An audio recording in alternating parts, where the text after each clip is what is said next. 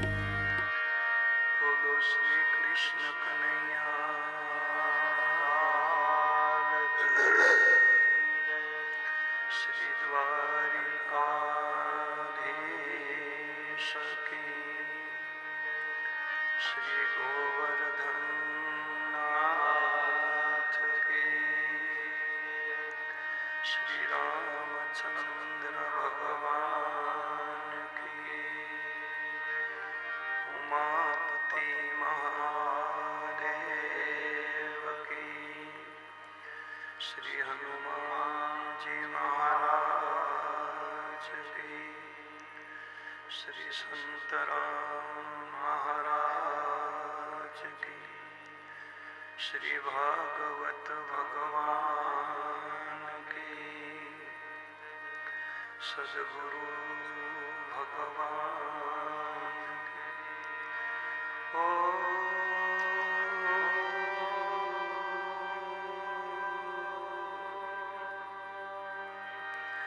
नमः पार्वती पतये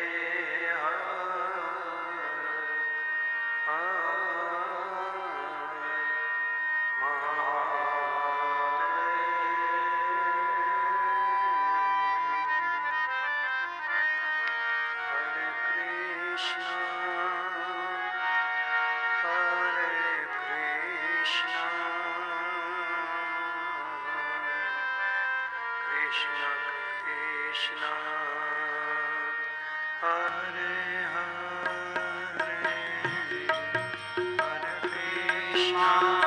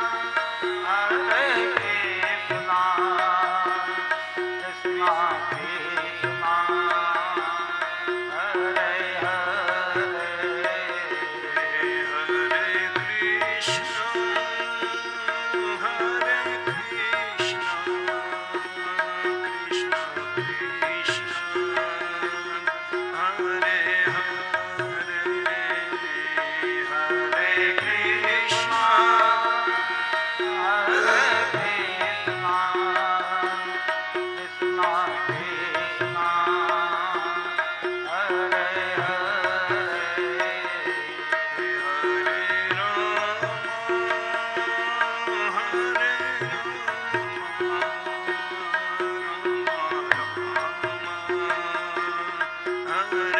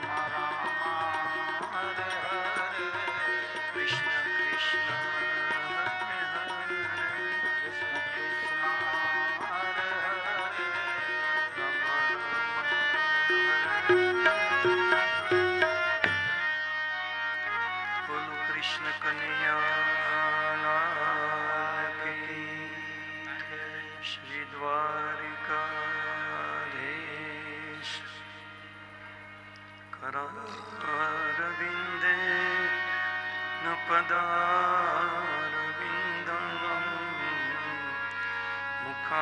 मुखारविन्दे विनिवेशयन्तम् अटसपतरसपुटे शयानं बालं मुकुन्दं मनसा स्मरामि श्रीकृष्ण गोविन्द हरे मुरारे हे नाथ नारायण वासुदेवा जिह्वे पिबस्वा व्रतमे तदेव गोविन्द दामोदर माधवेति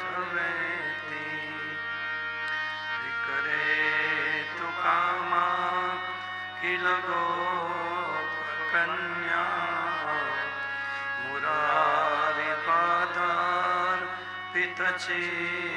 मुरारिपादार्पितचित्तवृत्ति दध्यादिकं अवसादवोच गोविन्द दामोदर माधवेति गृहे गृहे गोपवधू कदम्बा सर्वे मिलित्वा समवाप्ययोगम् पुण्यानि नामानि पठन्ति नित्यम् गोविन्द दामोदर माधवेति सुखं शयाना निलये निजेपि नामानि विष्णु प्रवदन्ति मर्त्या ते निश्चितं तन्मयतां व्रजन्ति गोविन्द दामोदर माधवेति जिह्वे सदैवं भाजसुन्दराणि नामानि कृष्ण मनोहराणि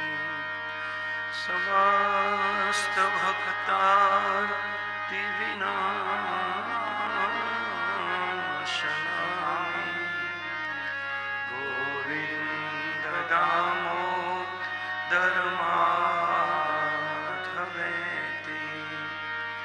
सुखावसाने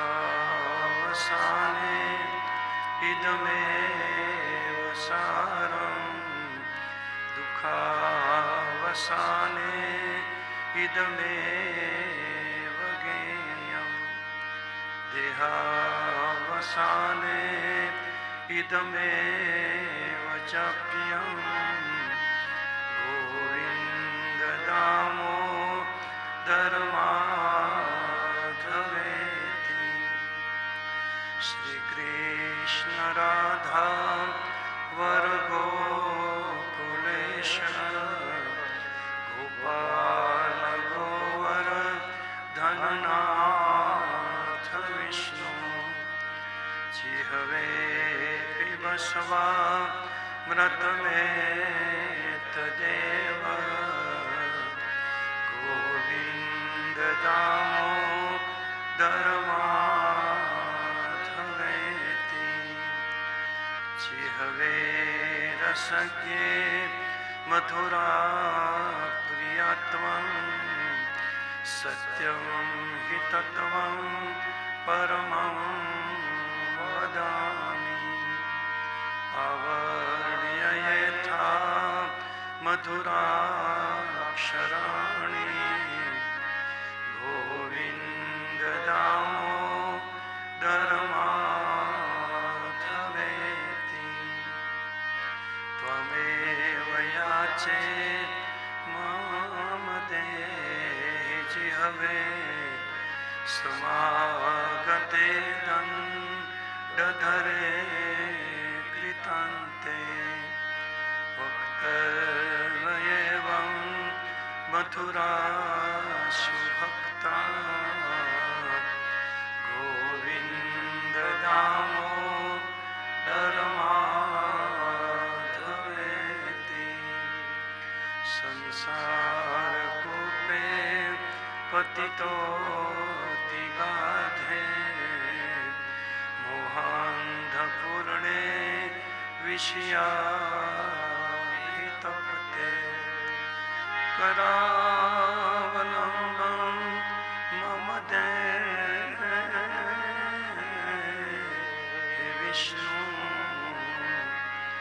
गोविन्द दामोदर माधवेति गोविन्द दामोदर माधवेति।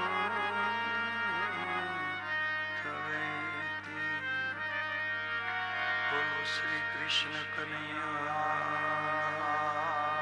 की, श्री द्वारिकाधीश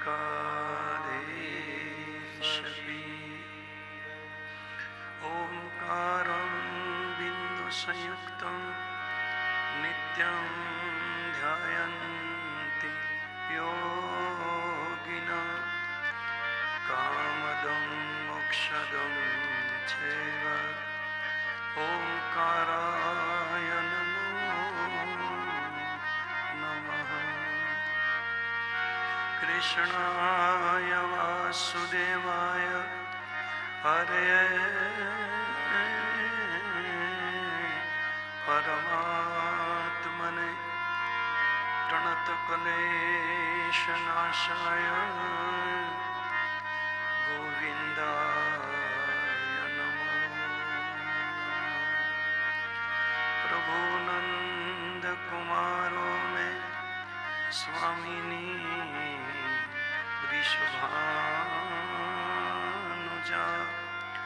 कृतार्थोऽहं कृतार्थोऽहं कृतार्थोऽहं न संशय। बोलो कृष्ण कन्हैया की, श्री भागवत भगवान की।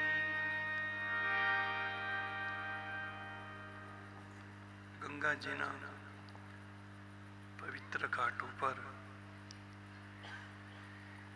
भगवान श्री सुखदेव जी महाराज परीक्षित राजा ने परमात्माનું વિશુદ્ધ ચરિત્ર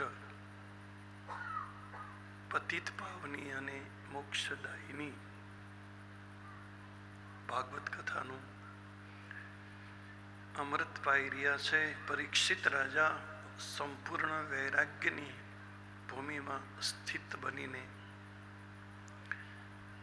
આકંઠ રીતે અનશન વ્રત લઈને અન્નજળનો ત્યાગ કરીને સંપૂર્ણ શરણાગતિના ભાવમાં મન વચન કર્મ શ્રી નારાયણના ચરણે રાખીને ખૂબ અનુરાગથી આ કથાને હૃદયસ્થ કરે છે. મનુ મહારાજને ત્યાં નારદજીનું આગમન થયું છે. કરદમ ઋષિએ લગ્ન કરવાની ઈચ્છા ભગવાનની આગળ વ્યક્ત કરી અને ભગવાન શ્રી નારાયણે નારદજીને આદેશ આપ્યો કે તમે મનુ મહારાજને ત્યાં જાઓ, એને એક દીકરી દેવહૂતિ છે, એનું લગ્ન કરદમ સાથે કરે. પરમાત્માનો આદેશ લઈ અને નારદજી મનુ મહારાજને ત્યાં આવે છે. એ કથા મારી તમારી સમક્ષ ચાલે છે. હવે નારદજી તો વિભૂતિ છે, દેવતાના ઋષિ. મનુ મહારાજ તો પ્રસન્ન બહુ થયા, રાજી. અરે નારદજી જેવી એક મહાન હસ્તી મારી નગરીમાં, ધન્ય બની નગરી, મનુ મહારાજે સ્વાગતે યથોચિત કર્યું, જે રીતે સ્વાગત એનું થવું જોઈએ. જોકે નારદજી અવારનવાર પરિવ્રાજક બનતા હોય, ફરતા એટલે આવતા જતા, પણ આજે પધારી ગયા એટલે મનુ મહારાજને પૂછ્યું, બધું બરાબર ચાલે છે? તો હા બાપજી, તમારી કૃપાથી રાજ વ્યવસ્થિત ચાલે છે. ગ્રસ્ત જીવનનો પ્રશ્ન પૂછ્યો કે દીકરા દીકરીઓ, તો 2 દીકરા પરણાવ્યા, 2 દીકરી પરણાવી, 1 દીકરી બાકી છે. અને તમે તો બધે ફરો છો નારદજી, તમારા ધ્યાનમાં કોઈ મૂર્તિ હોય તો બતાવો. નારદજીએ કહ્યું મનુ મહારાજને કે તમે તો આખી પૃથ્વીના રાજા છો, તમારી દીકરી તો રાજકુમારી કહેવાય. હવે તમારે રાજકુમાર સાથે દીકરી પરણાવી છે કે કોઈ ઋષિ કુમાર સાથે? ભાગવતજીમાં લગ્નની 2 પ્રથા છે. એક અનુલોમ લગ્ન પદ્ધતિ અને બીજી વિલોમ લગ્ન પદ્ધતિ.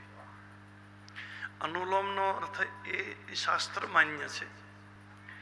અનુલોમ લગ્ન પદ્ધતિનો અર્થ કે ક્ષત્રિયની કન્યા બ્રાહ્મણ સાથે લગ્ન કરી શકે, ઉચ્ચ વર્ણનો પુરુષ એનાથી નીચેની વર્ણની કન્યા સાથે પરણી શકે, આને અનુલોમ લગ્ન પદ્ધતિ કહેવાય. અને આ શાસ્ત્ર સ્વીકૃત હતું, કારણ કે રાજાઓ મોટે ભાગે એની કન્યાઓ, રાજકન્યાઓના લગ્ન ઋષિઓ સાથે જ કરતા.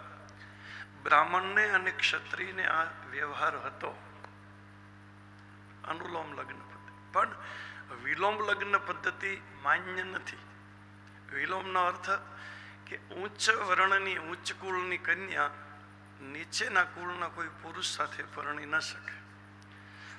બ્રાહ્મણની કન્યા બ્રાહ્મણ સાથે પરણે, પણ બ્રાહ્મણની કન્યા ક્ષત્રિય સાથે અથવા તો વૈશ્ય સાથે પરણી ન શકે.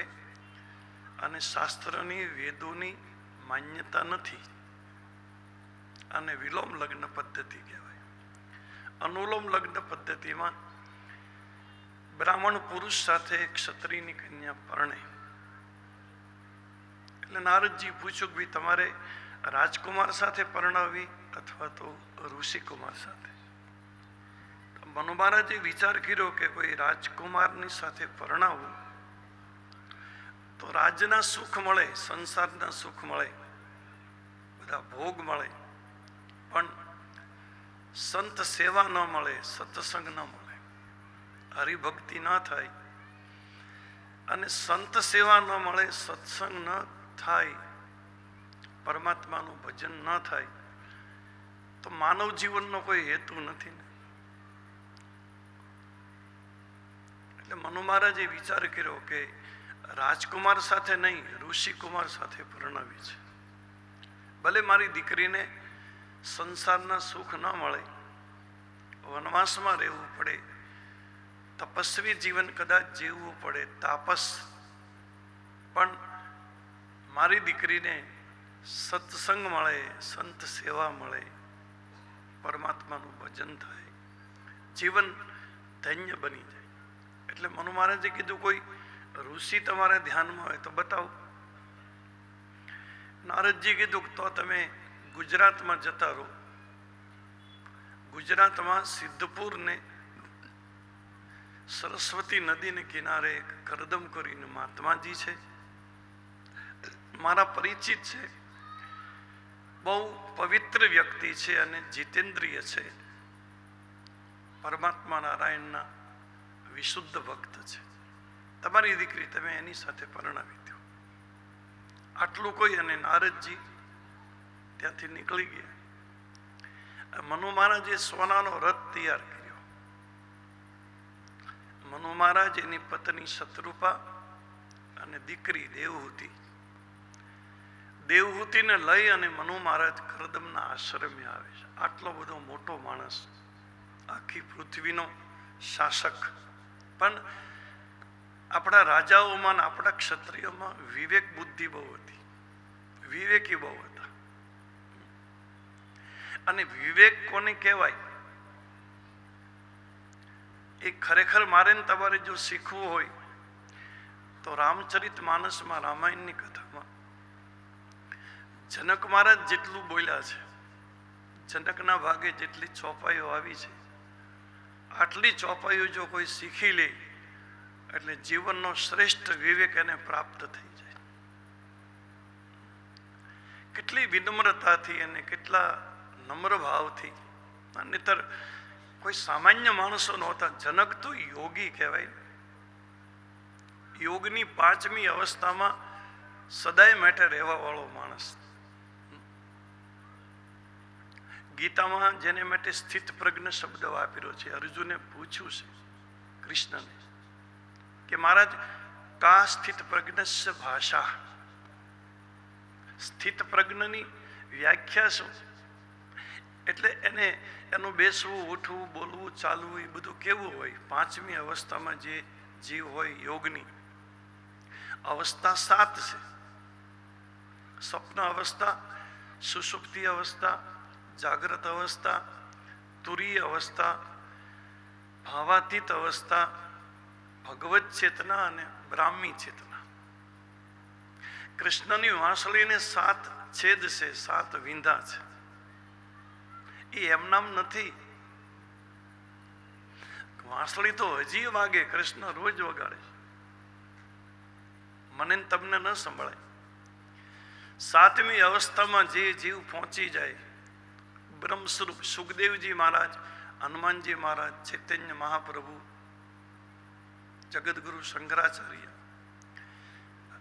રામાનંદાચાર્ય, આજે ઉચ્ચ કોટીના મહાપુરુષો જે ભગવત સ્વરૂપ, એ જ્યાં નજર કરે ત્યાં રામ દેખાય.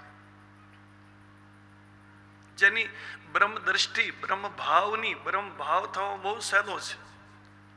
સિયા રામ મય સબ જગ જાની, કરું પ્રણામ જોરી જુગ પાની, આખું જગત સીતારામ મય માનું છું, માનીને હું પ્રણામ કરું. એ બહુ સહેલું છે. માની તો આપણે લઈએ, હાલો આખું જગત ભગવાન રૂપ છે, પણ આખું જગત ભગવાન રૂપ દેખાય એ ભૂમિકા જુદી છે. માની લેવું અને દેખાવું. નિજ પ્રભુમય દેખાવું જગત, કેહી સન કરું વિરોધ. કાગભૂષણજી એમ કે આખું જગત મને મારા રામ રૂપ દેખાય છે, હું કોની સાથે વિરોધ કરું? હું જેની સાથે વિરોધ કરું પરમાત્મા જ છે. યહાં કોણ કિસી કો પથ્થર મારે, યહાં કોણ પરાયા હૈ. અહીં પરાયું કોણ છે? અહીં કોણ કોને પથ્થર મારે? યહાં કોણ કિસી કો પથ્થર મારે, યહાં કોણ પરાયા હૈ. શીશ મહેલ में हर एक चेहरा अपना लगता है. તમે કાચમાં જુઓ, તમે અનુભવ કર્યો છે. ઘણા મંદિરોમાં 2 બાજુ સાઈડમાં કાચ ગોઠવ્યો હોય, પછી આમ તમે અંદર આમ ડોક્યો કરી એટલે ભગવાનના અનેક પ્રતિબિંબ એમાં સામસામા કાચ હોય ને, એટલે એકના અનેક પરમાત્મા દેખાતા હોય. એમ અહીંયા તમે જ્યાં જુઓ ત્યાં, હું તમને એક પ્રમાણે આનું આપું, રામાયણનું પ્રમાણ.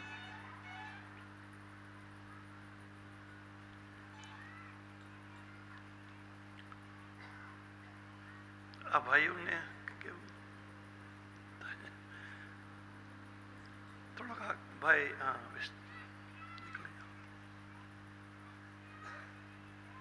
બ્રહ્મ દ્રષ્ટિ કોને કહેવાય? રામને બધા લંકામાં પહોંચી ગયા, તમે કથા સાંભળી છે. આખું સૈન સાથે પહોંચી ગયા. સુબેલ પર્વત, લંકા 3 પર્વત માથે છે. ત્રિકુટ પર્વત, એકનું નામ સુબેલ પર્વત છે, ત્યાં યુદ્ધનું મેદાન છે. બીજો સુંદર પર્વત છે, ત્યાં સીતાજીને રાખેલા અશોક વાટિકા. અને ત્રીજો એક નીલ નામનો પર્વત છે, ત્યાં બધા રાક્ષસોનું રેસિડેન્ટ છે, રહેઠાણ. હવે પરમાત્માની સમુદ્ર પાર કરીને પહોંચી ગયા, પછી સુબેલ પર્વતમાં નિવાસ કર્યો. રીંછ ને વાનર બધા યથેચ્છ રીતે વિહાર કરતા હતા. રામજી, લક્ષ્મણજી, હનુમાનજી, અંગદ, જાંબુવાન, ગવાક્ષ, દધિમુખ, વસંત, હેમંત, આ મુખ્ય મુખ્ય જે યોદ્ધાઓ હતા એ બધા રામની આજુબાજુ બેઠેલા. એમાં સાંજ પડી અને પૂર્વ દિશામાં ચંદ્રમાનો ઉદય થયો. ખબર નહીં પૂનમ હશે તેથી, અને પૂરેપૂરો ચંદ્રમા ઉદય થયો. એટલે રામે સૂતા સૂતા બધા મિત્રોને પૂછ્યું કે આ ચંદ્રમાની અંદર જે કાળો દાગ છે એ શું છે, એ શેનો હશે? આવી એક વાત નીકળી છે. એટલે આમ તો રામ બધાના ભાવ જાણવા માંગતા હતા, કોના હૃદયમાં શું ભાવ છે. એટલે પેલા સુગ્રીવને પૂછ્યું કે સુગ્રીવ, તું શું કહેવા માંગે? આ ચંદ્રમાની અંદર જે કાળો દાગ એ તને શું લાગે? સુગ્રીવ તો સામાન્ય જીવ છે, ભૌતિક જીવ છે, એની નજરમાં જમીન સિવાય કંઈ છે નહીં, રાજ મેળવવાની લાલસા. એટલે સુગ્રીવે જવાબ એવો આપ્યો કે મહારાજ, પૃથ્વીનો પડછાયો ચંદ્રમા માથે પડે છે, એટલે પૃથ્વીના પડછાયાનો એ કાળો દાગ. એટલે એના હૃદયનો ભાવ, એને જે દેખાતું હતું કહી દીધું, મને પૃથ્વી જ દેખાય છે. આપણી જેવો લાલચુ જીવ છે, એકદમ આસક્ત. રામે કીધું બરાબર છે. પછી કોઈ બીજાને પૂછ્યું કે અંગદને પૂછ્યું, જુવાન માણસ, તને શું લાગે? અંગતે કીધું મહારાજ, મને તો એવું લાગે કે કામદેવની પત્ની રતિનું જ્યારે સર્જન કર્યું બ્રહ્માએ, અતિ સુંદર બનાવી, અને પછી બ્રહ્મા જોવા લાગ્યા કે આના સ્વરૂપમાં કંઈ ખામી નથી ને. થોડીક ખામી દેખાણી તો ચંદ્રમાની અંદરથી 4 કળા ખેંચી અને રતિના મુખ માથે મૂકી દીધી. એ 4 કળા જે ખેંચી લીધી ને એનો ખાડો પડ્યો ને, એનો દાગ દેખાય છે. અંગદે આવો જવાબ આપ્યો. યુવાન માણસ છે એટલે એની નજરમાં એવું બધું હશે. હાલો, પછી ત્રીજા જાંબુવાનને પૂછ્યું કે તમે શું કહેવા માંગો? જાંબુવાને કીધું મહારાજ, ચંદ્રમાની અંદર એક છેદ છે, એક વિંધુ છે. રાહુ એને વારે વારે ગયા કરે, ચંદ્રગ્રહણ થાય ને, એટલે રાહુ એને એનું બટકું ભરી ગયો ને, એનો છેદ પડી ગયો ને, એટલે એનો દાગ દેખાય છે. ઠીક, બરાબર છે. પછી બધાએ રામને પૂછ્યું, ભગવાનને પૂછ્યું, તમે કોની? તમે બધાને પૂછો, તમને શું લાગે? તો રામે એમ કીધું કે ચંદ્રમા ને ઝેર બે ભાઈઓ છે, સમુદ્રમાંથી પ્રગટ્યા ને, સમુદ્ર મંથન કર્યું એમાંથી ઝેર પણ પ્રગટ્યું, ચંદ્રમાય પ્રગટ્યું. એટલે ચંદ્રમા મોટો ભાઈ છે, ઝેર એનો નાનો ભાઈ છે. એટલે ચંદ્રમાએ એના નાના ભાઈ ઝેરને એના ખોળામાં કારણ કે રામને તો ભરતનો જ ભાવ હોય, ભરત મારો ભાઈ, એનો ઈ પ્રેમ હતો. એટલે રામે એવો જવાબ આપ્યો કે ચંદ્રમાએ એના ભાઈ નાનાને ગોદમાં બેસાડ્યો છે, ઝેરને, એટલે મને આ કાળો દાગ લાગે છે. હવે બધાએ અલગ અલગ. પછી હનુમાનજી દૂર બેઠા હતા. રામે હનુમાનજીને કીધું, હનુમાન તું તો કંઈક બોલે. તો હનુમાનજી કીધું, મહારાજ હવે તમે આ બધું અંદર અંદર બતાવો, મને આમાં નાખો. તો ના ના, તું કંઈક જવાબ દે. હનુમાનજી કીધું, ખોટું નહીં લગાડતા, અમે બધાય ગોરા ગોરા છીએ અને તમે એક જ કાળા છો. રામને કીધું, તમે એક શામ વર્ણા છો. ભગવાન કે હું છું કાળો. અને મહારાજ, તમારો એવો સ્વભાવ છે કે તમારા દાસના, તમારા ભક્તના હૃદયમાં તમે બેસો છો, જે તમારો ભક્ત છે. મેં એવું સાંભળ્યું છે કે ચંદ્રમા તમારો દાસ છે, એટલે તમે ચંદ્રમાના હૃદયમાં બેઠા છો, એટલે એ કાળો દાગ લાગે છે મને તો એમાં. એટલે હનુમાનજીની બ્રહ્મ દ્રષ્ટિ. કહ હનુમંત સુનહુ પ્રભુ શશી તુમાર કર દાસ, તવ મૂર્તિ વિધુર બસી સોઈ શામતા આભાસ. મને તો એવું લાગે કે ચંદ્રમાની અંદર તમે, એટલે કહેવાનો મતલબ આ જે 7મી ભૂમિકા કૃષ્ણની વાંસળીના જે 7 છેદ અને 7મું જે વાંસળી, તો એ જ સાંભળીએ કે ને 7મી અવસ્થા. હું તમને એમ પૂછું કે કૃષ્ણ વાંસળી વગાડે ને ગોપીઓ બધી દોડીને ગઈ, એવું આપણે સાંભળીએ ભાગવતમાં. ગોપીઓ જાય, ગાયો જાય, ગોપીઓ બધી દોડીને જાય, પુરુષો કોઈ ગયા? તમે કઈ સાંભળ્યું કે પુરુષો કોઈ દોડીને ગયા? તો પુરુષો નહીં સાંભળતા હોય? એક અવાજ, મોટો અવાજ આપણા આ એરિયામાં થાય તો બધા સાંભળે ને. ગોપી સ્ત્રી નથી, ગોપી એક અવસ્થા છે. ગો નામ ભક્તિ થાય છે. ગો શબ્દના ઘણા અર્થ છે આપણા શાસ્ત્રમાં.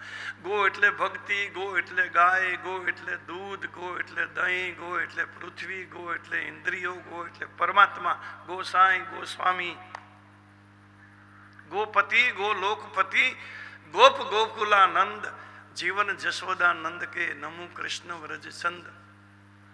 ગોપીનો અર્થ થાય છે ગો એટલે ભક્તિના નવે નવ પ્રકારની ભક્તિ. ભક્તિના 9 પ્રકાર, નવધા ભક્તિ. જેણે પોતાના જીવનમાં 99 પ્રકારની ભક્તિ સિદ્ધ કરી હોય, 99 ભક્તિના રસને જે પી ગયેલો વિશુદ્ધ જીવ છે, એનું નામ છે ગોપી. ગોપી પુરુષ પણ નથી, ગોપી સ્ત્રી પણ નથી. એ તો ચિત્ર એવું બતાવવામાં આવે કૃષ્ણની આજુબાજુ સ્ત્રીના રૂપમાં. અને સ્ત્રીનો અર્થ કોમળતા થાય, સ્વભાવની કોમળતા.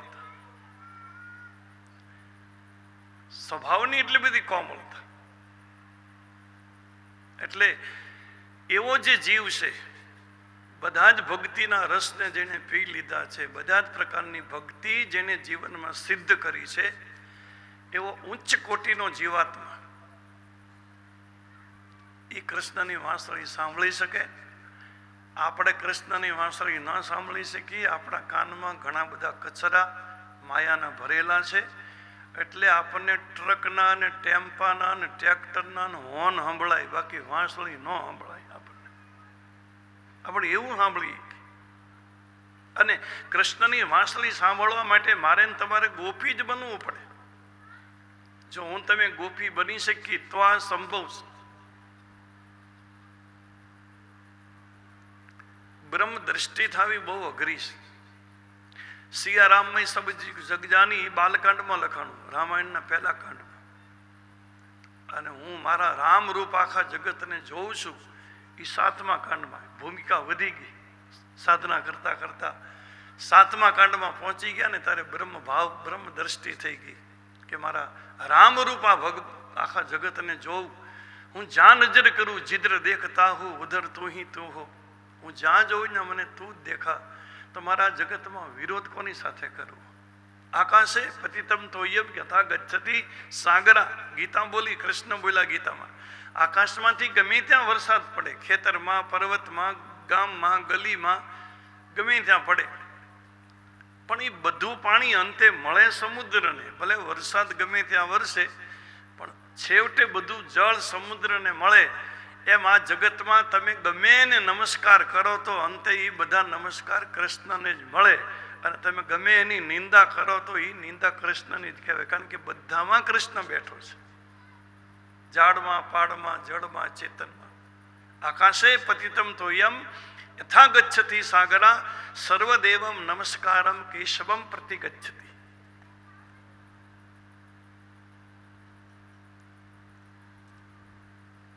એટલે વિવેક જો મારે ને તમારે શીખવો હોય, વાણીનો વિવેક. જનક મહારાજ બહુ મોટો માણસ છે. જનક મહારાજ બેઠા હોય ને તો એનો એક હાથ અગ્નિમાં હોય, અગ્નિ સળગતો હોય. એક હાથ અગ્નિમાં રાખ્યો હોય અને એક હાથ એની પત્નીના ખભા માથે મૂક્યો હોય. આ એની ભૂમિકા છે. રાજસભામાં જ્યારે નિત્ય ત્યાં હરિકથા રોજ થાય. યાજ્ઞવલ્ક મહારાજ એના આચાર્ય છે, જનકપુરીના, જનકની નગરીના મેઇન કથાકાર છે. ઋષિ મુનિઓ ઘણા સાંભળતા હોય, પણ જનક આવ્યા પહેલા કથા શરૂ ન થાય. જનક આવી જાય, ભલે ઋષિઓ બધા બેઠા હોય, સભા ભરાઈ ગઈ હોય, પણ જનકની રાહ જોવાય. જનક મહારાજ આવે પછી જ કથા શરૂ થાય. ને ઘણા ઋષિ મુનિઓને આ ખૂંચ્યું હતું, સમજ્યા? ઘણા ઋષિ मुनियों कहता अरे जनक क्या है, वो तो संसारी है, एक राजा है, उनकी क्या प्रतीक्षा करना, अरे हम बड़े संत है, कर दो कथा શરૂ. આવું બધું કથામાં આવું બધું હોય જ તે. આમ ઘણાને કાંકરા ખૂદતા જ હોય. આવી ગયા પછી યાજ્ઞવલ્કે નહીં, જનકની રાહ જોવી પડશે. अरे जनक क्या चीज है, जनक तो एक गृहस्थी है, संसारी है, माया में लपेटा हुआ आदमी, उनकी क्या प्रतीक्षा. अरे हम बड़े सिद्ध महात्मा हैं, क्या हम कम है? जनक हमारे से कोई ज्यादा है? યાજ્ઞવલ્કે એ બધા ઋષિઓને કીધું કે હું તમને એક દિવસ બતાવીશ કે જનક શું છે. પછી એના 2-4 મહિના વાતને વીતી ગયા પછી યાજ્ઞવલ્કે બધા ઋષિઓને કહ્યું કે આપણે નદી આજે સ્નાન કરવા જવાનું છે દૂર. બધા મહાત્માને જનક મહારાજને લઈ અને યાજ્ઞવલ્ક નગરીથી દૂર નદી આમ દૂર સ્નાન કરવા ગયા. પાછળથી 2 અનુચરને 2 નોકરને એમ કહેતા ગયા કે અમે સ્નાન કરવા જઈએ છીએ અને તમે 2 કલાક પછી દોડતા દોડતા આવજો અને એમ કહેજો કે દોડો દોડો, રાજમહેલ સળગી ગયો, રાજમહેલ સળગી ગયો, જનકનો આખો મહેલ સળગી ગયો. આમ તમારે બૂમ પાડવી.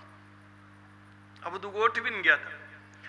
આ બાજુ સંતનો સમાજ લઈને યાજ્ઞવલ્ક સ્નાન કરવા ગયા ને બધા નદીમાં કોઈ સ્નાન કરતા હતા, કોઈ કરી લેતા હતા, કોઈ સંધ્યા પૂજા કરતા હતા, કોઈ સૂર્યની પૂજા કરતા હતા. જનક મહારાજ નદીમાં સ્નાન કરતા કરતા સૂર્યને અર્ઘ આપતા હતા. યાજ્ઞવલ્ક બેઠા હતા. એમાં ઓલા નોકર 2 દોડતા દોડતા આવ્યા. અરે રાજમહેલ સળગી ગયો, દોડો દોડો, રાજમહેલ સળગી. હવે આ બૂમો પાડતા પાડતા આવ્યા. આમાં જનક મહારાજ તો પૂજા જ કરતા હતા સૂર્યની. એ તો કાંઈ એને વિચલિત ન થયા, એના મનને કાંઈ અસર ન થઈ. બીજા સાધુ હતા ને અરે હમારા ઝોલા રહ ગયા હે, અરે અરે હમારા લંગોટ રહ ગયા હે, હમારા ઝોલા રહ ગયા હે.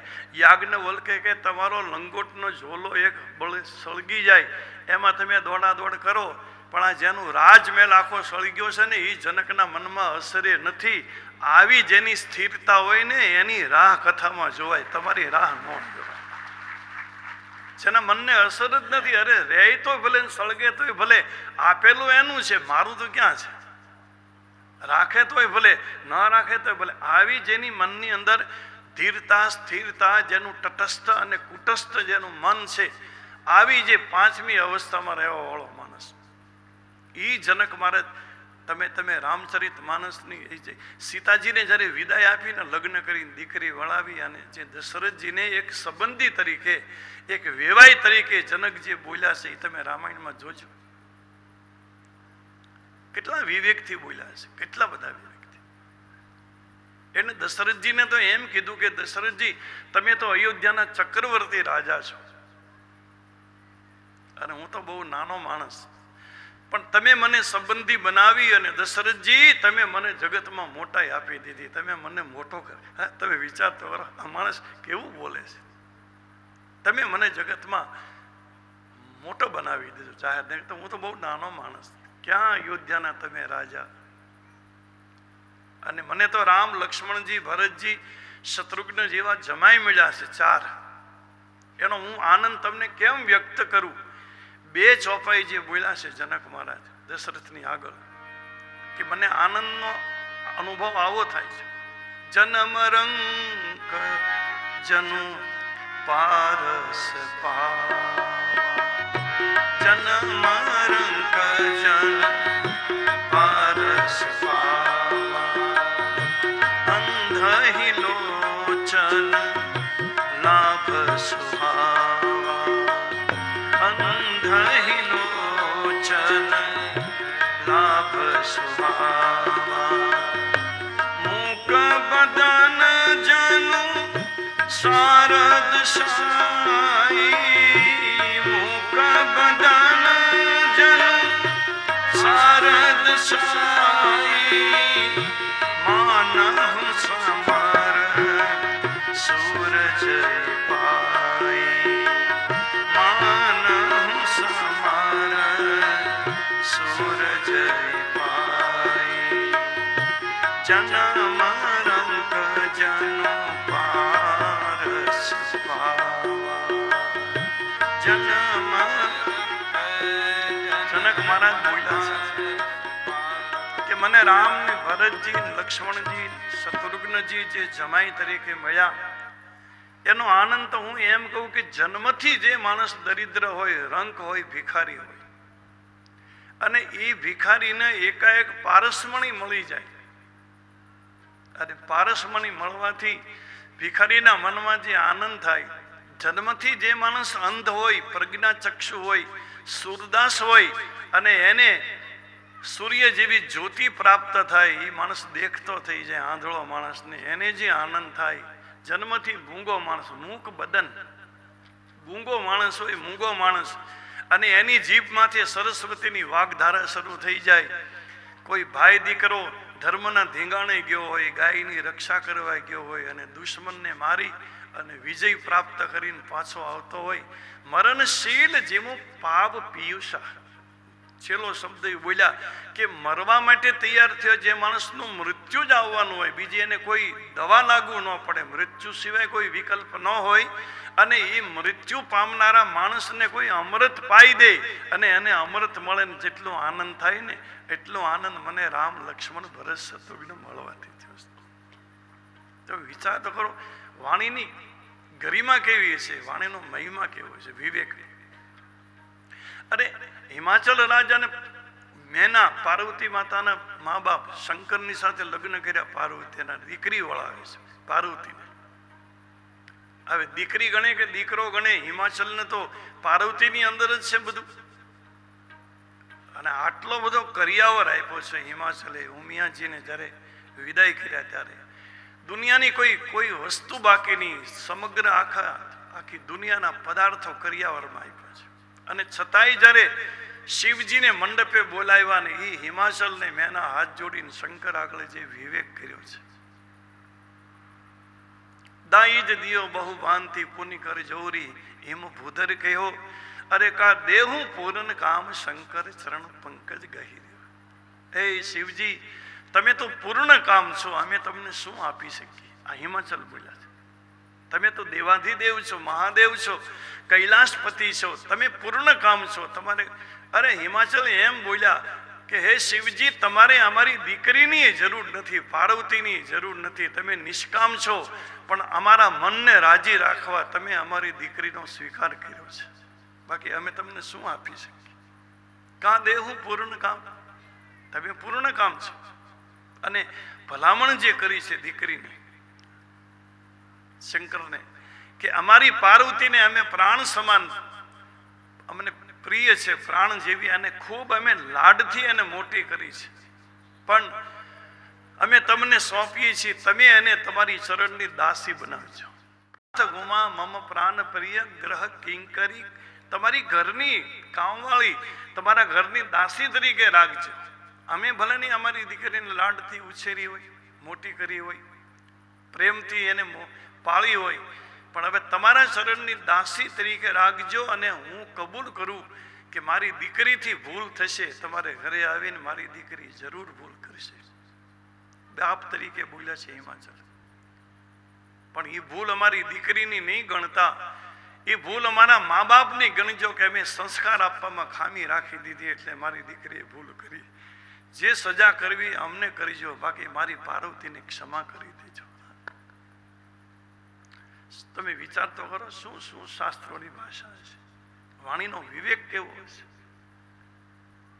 આપણને તો બોલતા જ નથી આવડતું.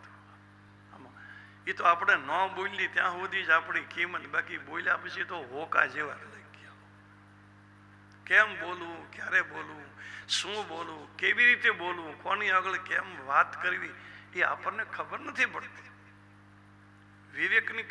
વિવેક શું છે એ જ આપણને ખબર નથી, વિવેકને જ ઓળખતા નથી આપણે.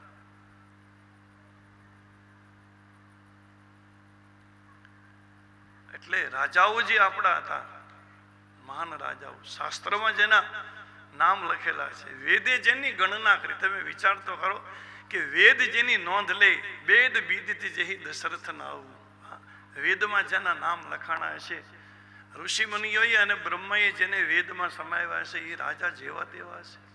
એનો વિવેક જેમ તેમ છે. આપણી કોણ નોંધ લેવાનું? વેદમાં આપણા નામ હોય, રેશનિંગ કાર્ડમાં હોય, ઘાસલેટ લાવવા હાટું, ને આપણું બીજું આવે હું ઘાસલેટ સિવાય બીજું કઈ આવે આપણું? એટલે મનુ મહારાજ દીકરીને લઈને સામે જાય છે. કરદમના આશ્રમે નારદજીએ કીધું, સોનાનો રથ જોડ્યો મનુ મહારાજ, શતરૂપા રાણી અને દીકરી, અને એક ફરલાંગ 1.5 કિલોમીટર આશ્રમ દૂર રહ્યો. રાજાએ રથને ત્યાં અટકાવી દીધો ને પછી નીચે ઉતરીને 3 જણા પગપાળા જાય છે. એક ધાર્મિક વિવેક છે કે મંદિરે જવું હોય, ગુરુ આશ્રમે જવું હોય, કોઈ સંતના દર્શને જવું હોય, ભલે તમારી આગળ વાહન હોય, વ્હીકલ હોય, પણ 5-25 કદમ તમે વાહનને દૂર રાખો અને 5-25 ડગલા ચાલીને જાઓ. આનો મહિમા છે, આ વિવેક છે. છેક સુધી વાહનમાં બેસી ન જવાય. આ મનુ મહારાજની આવે છે નીચે. કરદમ સમજી ગયા. કરદમને ખ્યાલ આવ્યો કે મેં ભગવાનને પ્રાર્થના કરી એટલે આ ભગવાનને ગોઠવું લાગે, આ રાજા એની દીકરી મને દેવા આવે છે. પણ કરદમે વિચાર કર્યો કે કન્યાનો વિવેક મારે જોવો જોઈએ. કન્યામાં વિવેક કેટલો છે, પછી હું લગ્ન કરું. એટલે 3 આસન બિછાવ્યા છે. 3 જણા આવે છે. 3 આસન બિછાવ્યા. મનુ મહારાજે પ્રણામ કર્યા ને ઋષિએ અભિવાદન કર્યું, ઈશારો કર્યો, બેસો. મનુ મહારાજ આસન ઉપર બેઠા, શત્રુપા રાણી બેઠા, પણ દીકરી ડાય હતી, દેવહૂતિ. એને વિચાર કર્યો કે આ મારો ભાવિ પતિ છે, મારા પિતાજી મને દેવા આવ્યા છે, અને નિયમ એવો છે કે પતિની સામે આસન માથે બેસાય નહીં, તો પતિનું અપમાન કર્યું કહેવાય. તમારે ખાલી સાંભળવાનું છે. કથામાં બધું આવે તે સમજી. આમાં ઘણા બધા ગ્રસ્ત જીવનના નિયમ ઘણા છે. પતિ સામે આસને ન, પતિથી ઊંચા આસને ન બેસાય. પતિ જો બેઠો હોય તો પત્નીએ એનાથી ઊંચા આસને ન બેસાય. અથવા તો તમે તો ગ્રહ લક્ષ્મી છો, બહેનો તો બધી ઘરની લક્ષ્મી, એટલે વસ્તુ કઈ ખલાસ થઈ ગઈ હોય ઘરમાં તો નથી એમ કોઈ દી ન કહેવું. ખાંડ નથી કે ઘી નથી, વસ્તુ તો વપરાય તો ખલાસ થાય જ, પણ તમારે એમ કહેવાય ઘી લાવવાનું છે, ખાંડ લાવવાની છે, તેલ લાવવાનું છે, એમ બોલાય. પણ ખાંડ નથી ને ઘી નથી, એમ ન કહેવાય. અને એ એમ પતિને કહેવાય કે તમે દુકાનેથી આવો, ઓફિસથી આવો, ફેક્ટરીથી આવો, તમને યાદ રહે તો આ લેતા આવજો, આ લાવવાનું છે. આમ હળવા ટોનમાં, હાઈ ટોનમાં નહીં. તમે ગામવાળાને ચીંધો એમ ઓર્ડર આપી ન ચીંધાય. આવા બધા નિયમ છે ગ્રસ્ત જીવનના. હવે દેવહૂતિ માતા વિચાર કરે કે આસન આપ્યું છે, બેસું તો અપમાન કર્યું કહેવાય, ન બેસું તો અવિવેક થયો કહેવાય. આસન આપ્યું ને હું ન બેસું, બેસવું જોઈએ. આસન આપ્યું છે, બેસું તો અવિવેક થાય, ન બેસું તો અપમાન થાય. પણ દેવહૂતિ વિવેકી બહુ હતા, ડાયા, એટલે આસનની બાજુમાં બેઠા અને જમણો હાથ ખાલી આસનમાંથી મૂકી દીધો. આમાં બધું સ્વીકારી લીધું કે આપેલું આસન મેં સ્વીકાર્યું પણ કહેવાય. અને આટલું જ એ કરદમે જોઈ લીધું અને ખ્યાલ આવી ગયો કે ના, કન્યા વિવેકી છે. વિવેકની ખબર તો એક મિનિટમાં પડે કે માણસમાં કેટલો વિવેક છે. કારણ કે આ જીભ છે ને, એ જ મારું ને તમારું સર્ટિફિકેટ છે. અંદરની ઓળખાણ જીભ જ આપે. આપણી અંદર કેટલા ટકા છે એ આપણી ભાષા કહી દે, આપણી વાણી કહી દે. માણસ બોલે ત્યાં ખબર પડે, કારણ કે તોલ છે. કાંટાની હું ઘણી વાર વાત કરતો. આમ કાંટા 5 પ્રકારના આવે. એક ઘાસ જોખવાનો કાંટો આવે, પશુ માટે, ગાયો માટે, ચોપા માટે ઘાસ જોખવાના કાંટા. એમાં હાલે, પૂળો 2 પૂળો નમતું આપી દે, વાંધો નહીં. બીજો શાકભાજીનો કાંટો આવે. તમે રોજ જ્યાં શાક લેવા જતા હો તો એ ઓળખતો હોય કે આપણો રોજનો ગ્રાહક છે, તો એ વળી 50 ગ્રામ 100 ગ્રામ નમતું આપે કે હાલો ને, કાંઈ વાંધો નહીં, ઘરના છે. ઘાસના કાંટામાં નમતું ચાલે, શાકભાજીના કાંટામાં નમતું ચાલે. 2, ત્રીજો સોનાનો કાંટો આવે. સોની લોકો બહુ હોશિયાર હોય. જે બાજુ સોનું મૂકવાનું હોય એ બાજુની નું જે પલ્લું હોય એની જે સાંકળ હોય ને અહીંયા ગોળનું પાણી ચોપડી દે, એટલે એ બાજુ માખ્યું બે એમ કરીને નમતું આપી દે. ચોથો કાંટો આવે હીરા જોખવાનો. હવે એ તો કાચની કેબિનમાં હોય, પણ એ હોશિયાર હોય. આમ ચકડું ફેરવીને સામે ઓલા નાના નાના કંઈક મૂકે ઉજનિયા, અને આમ પાછું એ જોવા જાય. સમજ્યા? આમાં માણસ ને એમ કે જોક કરે છે, પણ એ જોવા જઈને આમ નજીકમાં જઈને નાકની દાંડીમાંથી ફૂંક મારીને પણ નમતો કરી નાખે. આ 3-4 કાંટામાં જે નમતું હાલે, ઘાસના કાંટામાં, શાકભાજીના કાંટામાં, સોનાના કાંટામાં, હીરાના કાંટામાં, પણ 5મો કાંટો જીભનો છે. અને જીભના કાંટામાં એકે બાજુ નમતું ન હાલે. એ મારે તમારે સીધો જ રાખવો પડે, તો જ આ વ્યવહાર હાલે જગતનો. બાકી જીભનો કાંટો જેથી મરડાઈ જાય તેથી મારા ને તમારા જીવનમાં ઉલ્કાપાત શરૂ થાય. અને એ જ પ્રમાણપત્ર છે.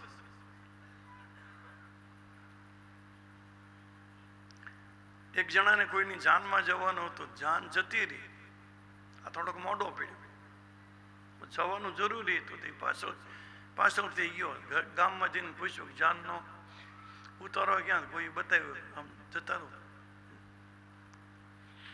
હવે ઉતારી ગયા તો કોઈ હતું નહીં, એટલે વરઘોડો ચડી ગયેલો, બધા માંડવે આવી ગયેલા. આને જઈને પૂછ્યું વરરાજાને કાઢી ગયા,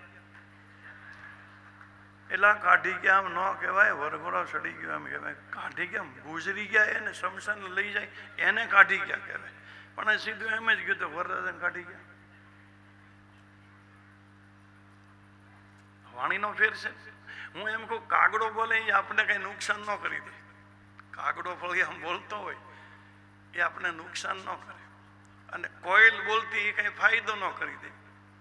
પણ કાગડો બોલે તો આપણે ઉડાડી મૂકીએ કાંકરી મારીને. કોયલ બોલતી ભલે બોલતી, વાણીનો જ ફરક છે ને. કાગા કિસકા લેતે હે, કોયલ કિસકો દેત.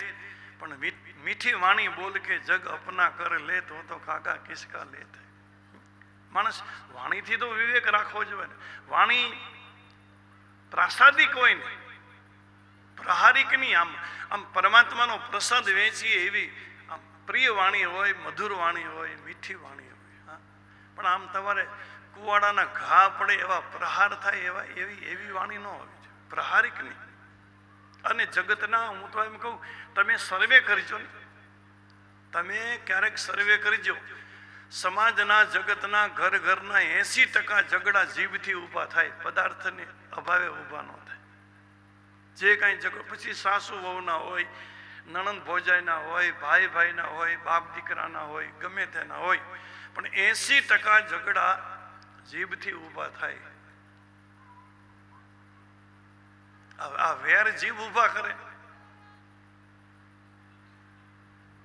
હું તો એમ કહું કે બને ત્યાં સુધી ઓછું બોલું, જરૂર પડે તો જ બોલવું. સુદામાજી કૃષ્ણના દ્વારકામાં જાય, હાલો સુદામાજી તો કઈ, એને તો અજાચક વર્તું, કઈ માગવાનું હતું નહીં કોઈ પાસે. સુદામાજી કદાચ માગ્યું હોત કૃષ્ણની આગળ, તો સુદામાએ જીભ બગાડી હોત, કૃષ્ણની આગળ કંઈક માગ્યું હોત, તો સુદામાએ જો માગ્યું હોત ને તો માગત એટલું જ મળત. પણ સુદામાજી બોલ્યા નહીં ને મૌન રહ્યા ને, એમાં આખી દ્વારકા મળી ગઈ. એટલે તો ગાયું છે, સુદામો બાળ સંગાથી પ્રભુને પ્રાણથી પ્યારો. સુદામો બાળ સંગાથી પ્રભુને પ્રાણથી પ્યારો. વિચાર્યું માંગવા કરતા મજા છે, મૌન રેવામાં. વિચાર્યું માંગવા કરતા મજા છે, મૌન રેવામાં. કરે છે ઝેર જીભ જા જા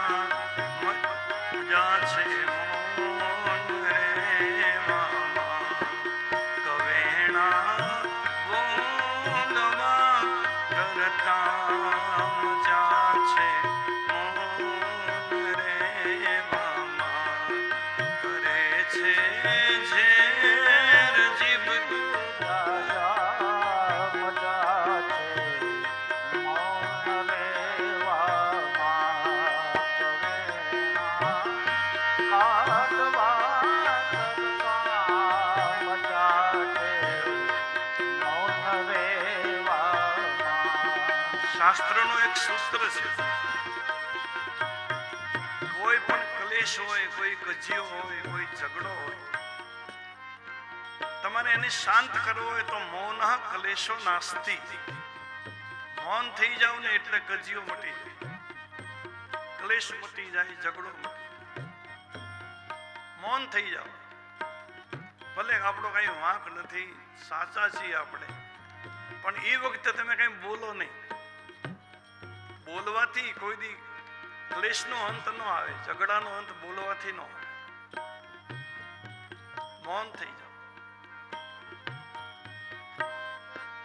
ધીરજને ધારણા રાખી, સમયને સાચવીને જો. ધીરજને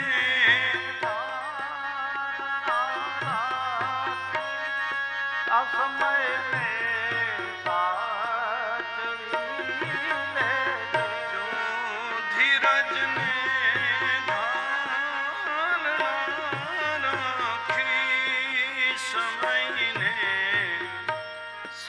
સાચવીને જો. કહે છે દાસ પણ દિલથી મજા છે મૌન રેવામાં. કહે છે દાસ પણ દિલથી મજા છે મૌન રેવામાં. કરે છે ઝેર જીવ જા જા મજા છે મૌન રેવામાં. કવેણા બોલવા મૌન રહેવામાં. અને મૌન ભાષા છે.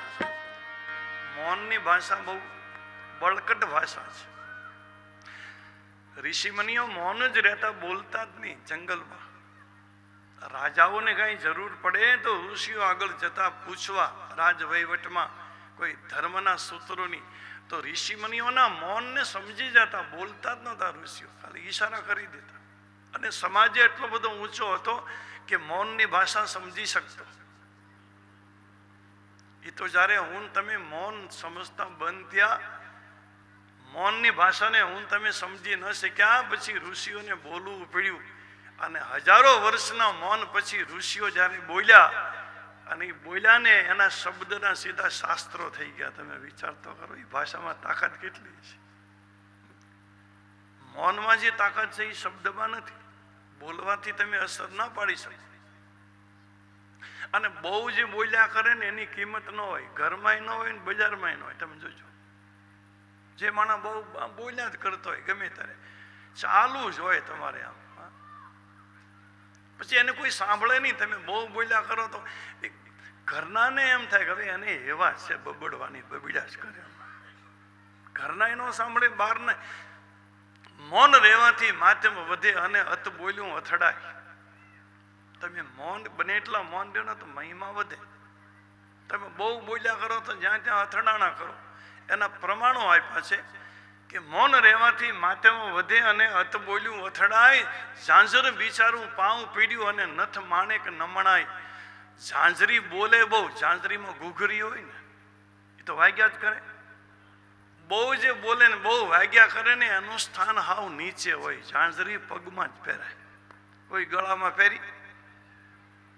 અને માણેક બોલે નહીં એટલે માણેક છે ને એ નથડીમાં મઢાય અને આબરૂના સ્થાનમાં થાય. એ નાકમાં નથડી પહેરાય. જે કોઈ બોલતા નથી, મૌન રહે ને એને આ જગતમાં પ્રતિષ્ઠા મળે. બાકી બોલ્યા કરે ને એ તો સાવ નીચે જ પડી જાય છે. મૌન રહેવાથી માથેમાં વધે. બોલવું ન બોચો, આમાં હાવ ન બોલવું એમ નહીં, પણ જરૂર પડે. અને હું તો કહું, એક શબ્દથી કામ સરી જતું હોય તો બીજા શબ્દોનો પ્રયોગ ન કરો. વાણી બહુ મર્યાદિત આપેલી છે આપણને કે તમે તમારી જિંદગીમાં આટલું જ બોલી શકશો. એટલે પૈસા જેમ હાંચવીને વાપરીએ છીએ, અને પૈસા તો પાછા બીજા કમાઈ લઈ શકીએ, પણ વાણી હું તમે બીજેથી મને મળશે નહીં, મને તમને જે આપણા જીવનમાં જથ્થો આપ્યો છે એટલે શબ્દનો ઉપયોગ બહુ વિચારી વિચારીને કરો. હા, વાણીને વિવેકથી વાપરો. જ્યાં ત્યાં વેડફી નાખવીને ગમે એમ બોલી નાખવું, ગમે એમ બબડાટ કરી નાખવો, એ વાણીનો દુર્વ્યવ છે, સરસ્વતીનો અપરાધ છે. જીભ છે સરસ્વતીનું વાહન છે. દરેકની જીભ માથે સરસ્વતી બેસે ને પછી તો બોલાય છે. આ તમે રામાયણની ચોપા જજો. ભક્તિ હે તો વિધિ ભવન બિહાઈ સમર્થ શારદા આવત ધાઈ. જીભ તો પશુ પંખીને છે, એ કેમ નથી બોલી શકતા? સૂરનું જ્ઞાન તો બધાને આપ્યું. બધાના ગળામાંથી સૂર નીકળે. ગાયના ગળામાંથી, ઊંટના ગળામાંથી, ગધેડાના ગળામાંથી, બળદના, ભેંસના, ઉંદરના, ચકલીના, બધા જનાવર, બધા સૂર બધાને આપ્યો છે, શબ્દ નથી આપ્યો.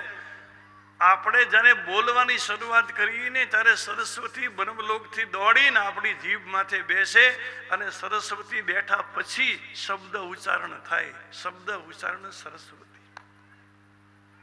એક માણસ સિવાય આ દેન કોઈને નથી. સરસ્વતી રે બ્રહ્મલોકમાં. બ્રહ્મલોક ઉપર નથી. ઉપરથી નીચે આવવું હોય તો થાક જ ન લાગે ને. ચડાણ જ નથી ને. સીધું આમ નામ નાથી સીધો કૂદકો જ મારવાનો. સરસ્વતીને આપણી જીભ માથે આવવાનો થાક લાગે, દોડીને આવે. થાય સુમૃદ્ધ શારદા આવત થાય એટલે દોડીને આવવું. બ્રહ્મલોક ક્યાં છે? બ્રહ્માજી જ્યારે એને બ્રહ્મલોક કહેવાય. અને બ્રહ્માજીની ઉત્પત્તિની તમને ખબર છે બધાને કે વિષ્ણુ ભગવાનની નાભી કમળમાંથી કમળ પ્રગટ્યું અને એ નાભી કમળના કમળમાં બ્રહ્માજી એમાંથી પ્રગટ્યા. એટલે નાભી છે એ બ્રહ્મલોક છે. મારી ને તમારી નાભી છે ને એને જ બ્રહ્મલોક કહેવાય. અને ત્યાં પરાવાણીના રૂપે સરસ્વતી બેઠા છે, સુષુપ્ત બેઠા છે. ઈશારા બોલવાની શરૂઆત કરી એટલે નાભીમાંથી સરસ્વતી ઉપર આવે એનો થાક લાગે છે. ચડાણ ચડવું પડે ને. નાભીમાંથી હૃદયમાં આવે, હૃદયમાંથી ગળામાં આવે, ગળામાંથી જીભમાંથી આવે. પરાવાણી ધીરે ધીરે પરામાંથી પસંતી બને, એમાંથી પછી મધ્યમાં બને અને પછી વૈખરી વાણી બને. એટલે નાભીથી જીભ સુધી આવવામાં સરસ્વતીને થાક લાગે. પણ એ સરસ્વતીનો થાક હરિનામથી મટી જાય. સરસ્વતીને એમ કે આ હરિ હરિ બોલશે, કૃષ્ણ કૃષ્ણ બોલશે, રામ રામ બોલશે તો મને જે થાક લાગ્યો ને એ થાક મારો નીકળી જશે. હું એ પાવન થાશ ને એ પાવન થશે. એટલા માટે સરસ્વતી આવે છે. એટલે મારે તમારે બહુ વિચારીને બોલવાનું. ગમે તેમ બોલવાનો મને તમને અધિકાર નથી. પછી આપણું સ્થાન જે હોય તે, મોટા હોય નાના હોય, ઘરમાં પરિવારમાં, પણ મારે તમારે બહુ બહુ સાચવીને બોલવું. વાણીના બે પ્રકાર છે. કહ હું સત્ય પ્રિય વચન વિચારી. સત્ય બોલવું, વિચારીને બોલવું, અને પ્રિય બોલવું. મધુર બોલવું, મૃદુ બોલવું. કોમળ બોલે લખન મધુર મૃદુ બાની. એટલે વિવેકની તો ખબર પડી જાય માણસ. દેવહૂતિ માતા તો આસનની બાજુમાં નીચે બેઠા, ખાલી હાથ રાખ્યો. કરદમ ઋષિ સમજી ગયા કે કન્યા વિવેકી. 5 કિલો ચોખા રાંધવા મૂકો. આ બહેનોનો અનુભવ છે. 5 કિલો ચોખા રાંધવા મૂકે, એ ચડી ગયા કે નથી ચડી ગયા એટલા માટે 2 દાણા જ દબાવવાના હોય. આમ ચમચેથી લઈ એ 2 દાણા દબાવે તેને ખબર પડી જાય કે આમાં પાણી નાખવું પડે એમ છે, થોડી વાર રહેવા દેવા પડે એમ છે, કે ઉતારી લો. હા, એ પછી 5 કિલો ચોખાને કઈ આમના બાસકા ભરવાના ન હોય. સીડાક નથી, સીડાક નથી. 2 દાણામાં જ ખબર પડે. એમ માણસના જીવનમાં વિવેક કેટલો છે ને, એ તો એ 2 શબ્દ બોલે ત્યાં ખબર પડી જ જાય કે આના ટકા એટલા જ છે. પછી તો મનો મહારાજે કીધું કરદમને કે તમે તો નિષ્પૃહ સંત છો, નિષ્કામ છો, તમારી કોઈ ઈચ્છા નથી, પણ હું તમને નાની એવી ભેટ દેવા આવ્યો છું. મારી દીકરીનો સ્વીકાર કરો. આટલો મોટો રાજા, આખી દુનિયાનો રાજા એમ કહે કરદમને કે તમારી કોઈ ઈચ્છા નથી, પણ અમારા મનને રાજી રાખવા તમે અમારી દીકરીનો સ્વીકાર કરો. તમે અમારી દીકરીનો સાથે લગ્ન કરો. કરદમ ઋષિએ કીધું મનો મહારાજને કે હું લગ્ન કરું તમારી દીકરી સાથે, પણ મારી એક શરત છે કે લગ્ન પછી 12 વર્ષ બ્રહ્મચર્ય પાળવાનું. 12 વર્ષ મને સંસારની યાદી નહીં આપવાની. અને જો 12 વર્ષની અંદર સંસારની યાદી આપી દે તો મારો એનો સંબંધ ફોક. હવે આ નિર્ણય તો દીકરી લઈ શકે, મનુ મહારાજ તો ન લઈ શકે. દેવહૂતિ માતા તો વિચાર્યું કે આ તો બહુ સારું, સંસારના સુખ તો બધા નાશવંત છે, ક્ષણભંગુર છે, એની કરતાં વધારે સારું મારો પતિ ભગવાનની સેવા કરશે, હું મારા પતિની સેવા કરીશ, સંતો હશે તો સંત સમાગમ કરીશ, સંતોની સેવા કરીશ, મૌન બ્રહ્મચર્ય પાળું તો બહુ સારું, એ બાને જીવનની તપસ્યા થશે, સંસારના ભોગમાં તો શું આમાં રાખ્યું છે. દેવહૂતિ માતાએ શરત મંજૂર કરી, મને મંજૂર છે શરત કે લગ્ન પછી 12 વર્ષ. એટલે તો બ્રહ્માનંદ સ્વામી લખે, આ બેઠ કર સાધુ સંગત में ए करूं कल्याण में अपना में.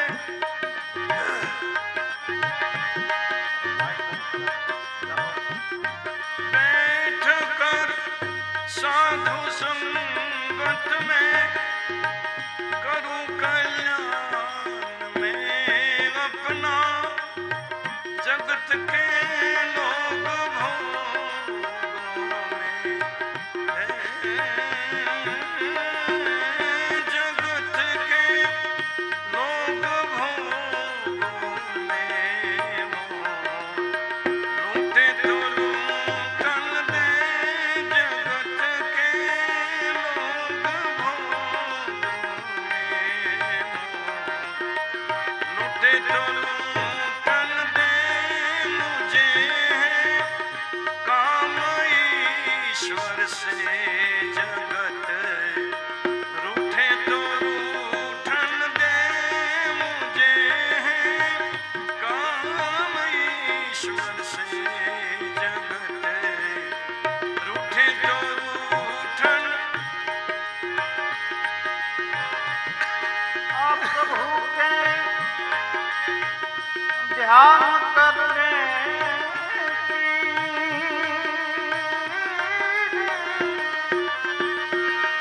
प्रभु के ध्यान करने की लगी आ लगन मेरे दिल में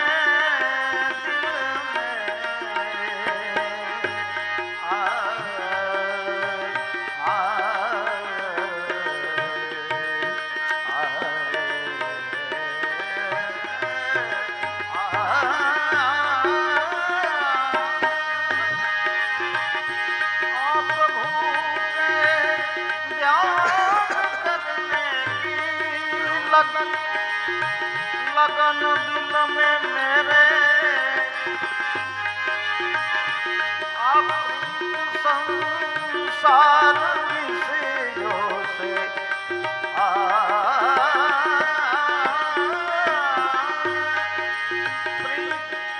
संसार विषयों से अगर टूटे तो टूटन दे, मुझे है काम ईश्वर से जगत